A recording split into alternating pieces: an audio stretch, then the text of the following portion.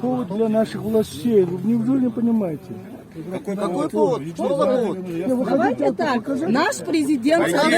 Давайте так. Я не хочу, я это показываю. Уважаемые представители МВД, наш президент Садыр Джапаров и наш премьер-министр Акылбек Джапаров признали это войной. Что, почему вы против? Я этого не поняла. Вчера... русский военный корабль деген национальность жоқ қайта. Тогда русский убери военный корабль. Давайте военный корабль. А тогда 4 звездочки поставь туда, не 3. Давайте, у вас есть стейки, давайте русский уберем. Да, военный корабль. Любой военный корабль пускай.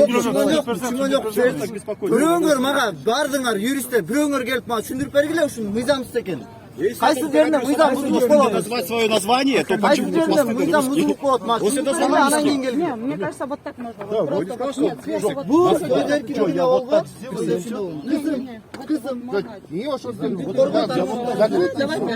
не русский корабль тогда.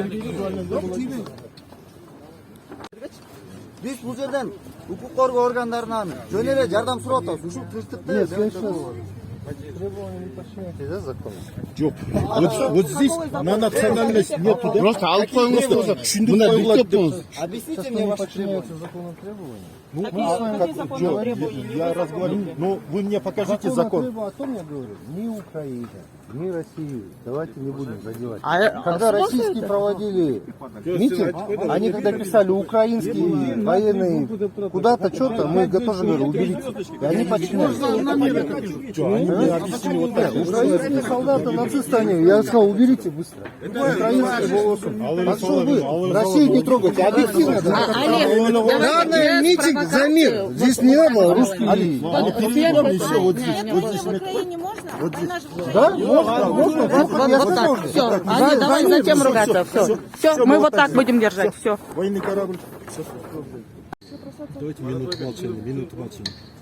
Тут митинг. Ребята,